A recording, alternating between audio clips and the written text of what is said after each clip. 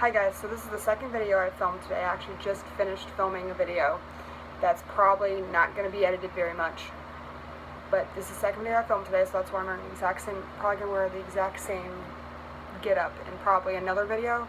So I'm planning on filming at least one more video today before we go shopping. And of course you'll see this in the shopping video because I'm not going to change before we go shopping because that would be just ridiculous, and who has time to waste to do that? I don't. I really don't. Plus I like this outfit.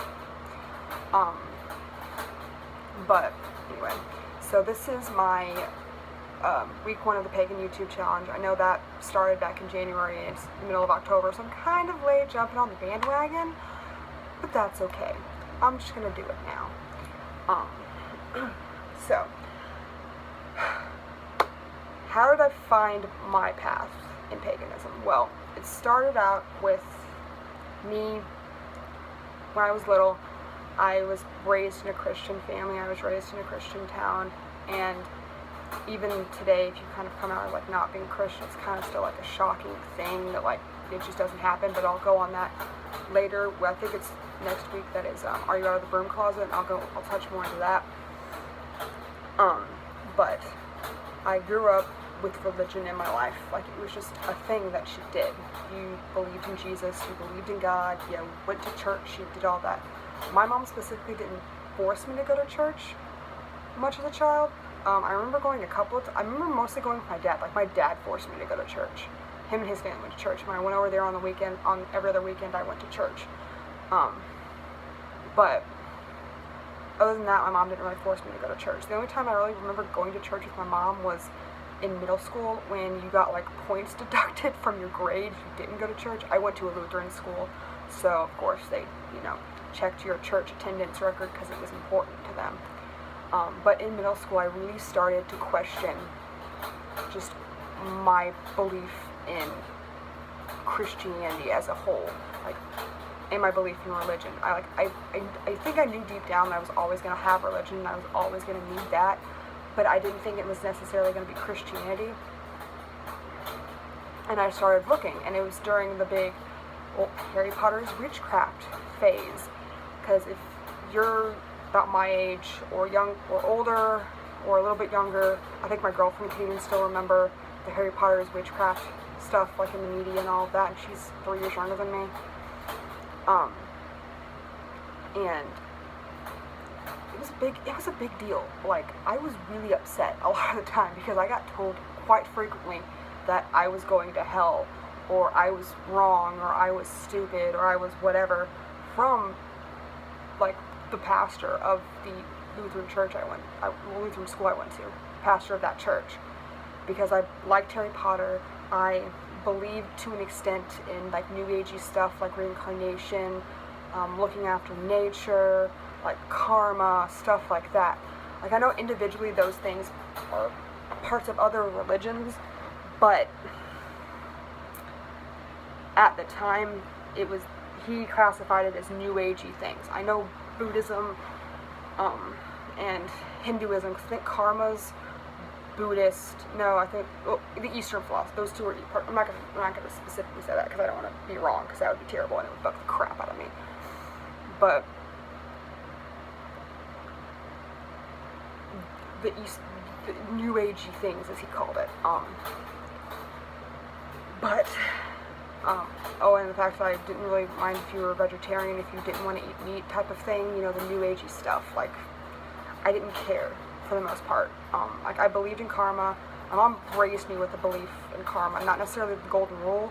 She explained it where karma is like the golden rule, but it's just her way of explaining it. She always raised me with the belief of karma.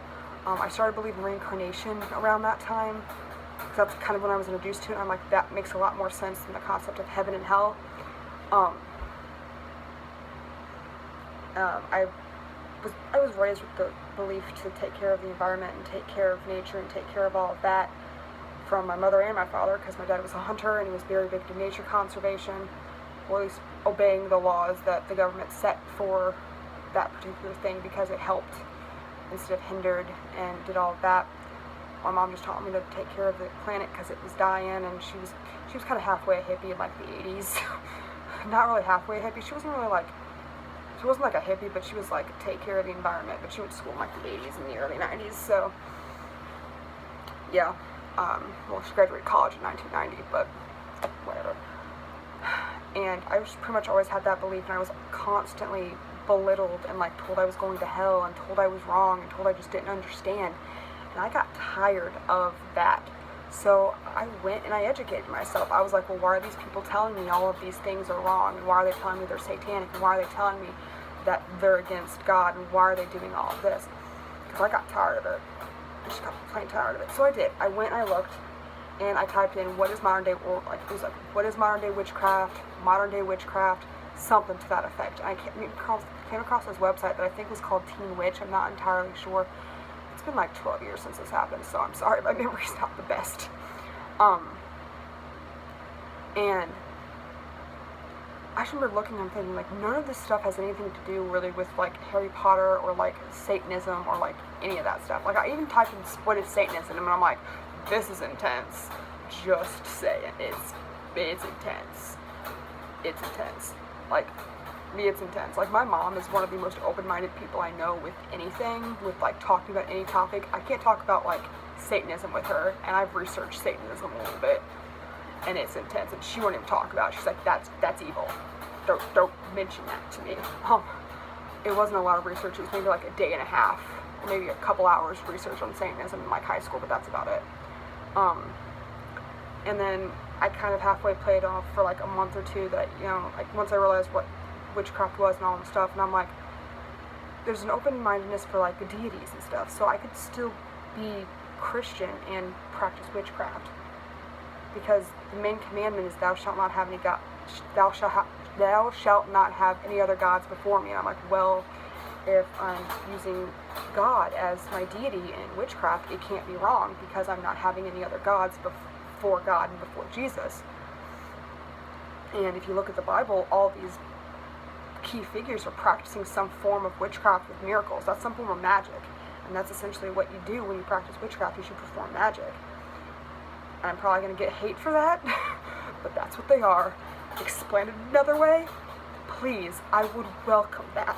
But that's pretty much what it is. At least in my interpretation, that's what miracles are.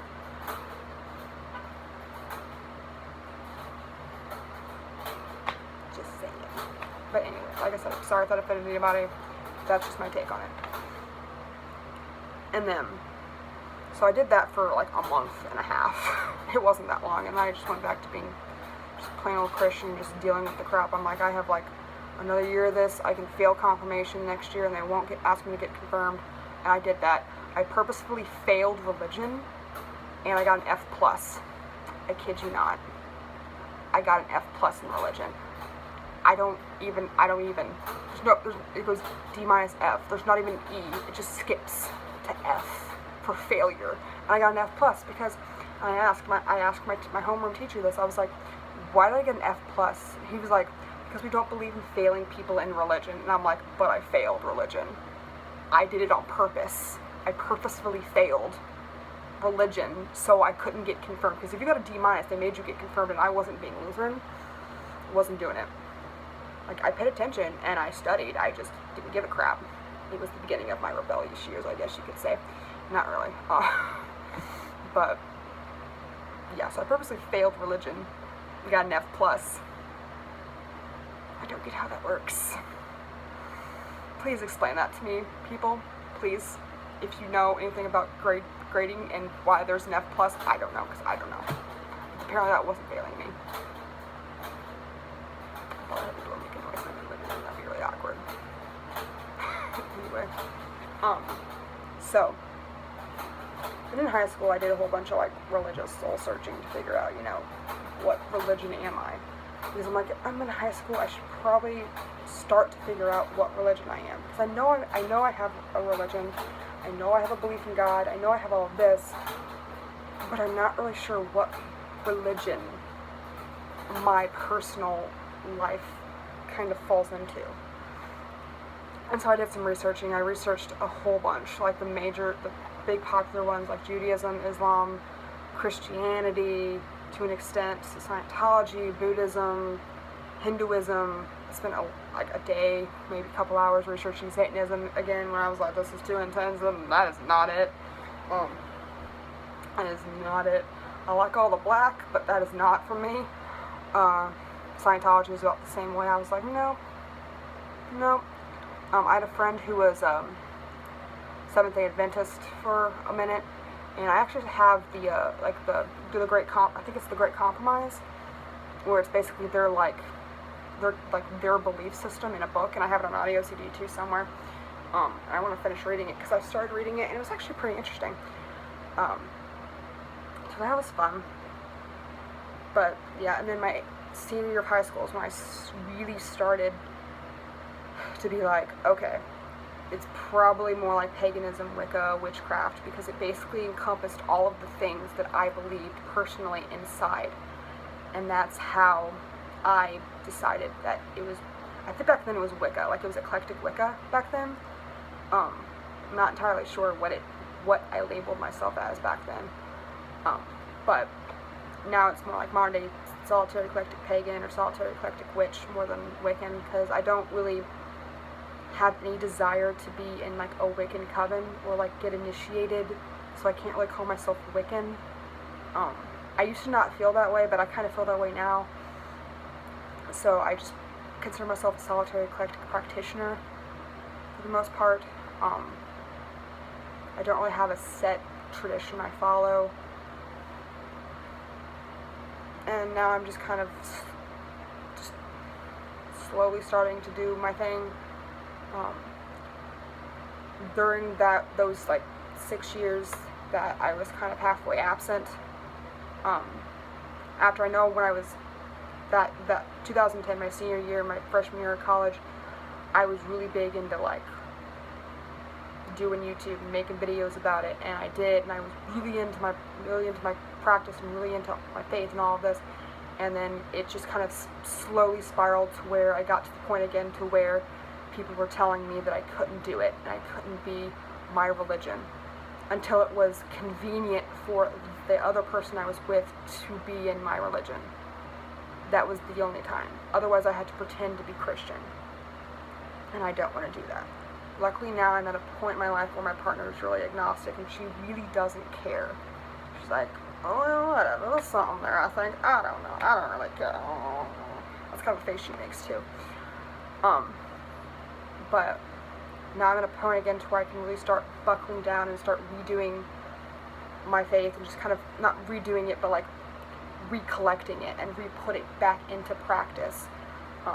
Like she has no problem with me putting stuff up in the apartment that is basically of my religion. I have a goddess banner up here above the TV. I have my moon information there that's probably not entirely accurate, but it looks cool, and it was $1, so I was about that life. I have our ancestor altar over here. I have a little mini like fairy altar over here. I have my actual altar in my room, well, in the room, that I'll show you guys on the one about sacred space or religious space or whatever. You'll see those. Hopefully tonight when we go shopping, I can go to Dollar Tree, I can get some fake flowers to put in the little vases I have on the altars in here. And it's getting really exciting because I'm really starting to be able to actually do all this again, and I'm really happy about that. So, with that being said, I hope you all are having a great day. Look forward to part 2, hopefully today, if not tomorrow. Well, not part 2, but week 2. I hope you all are having a great day. Don't forget to subscribe, and I'll talk to you guys soon.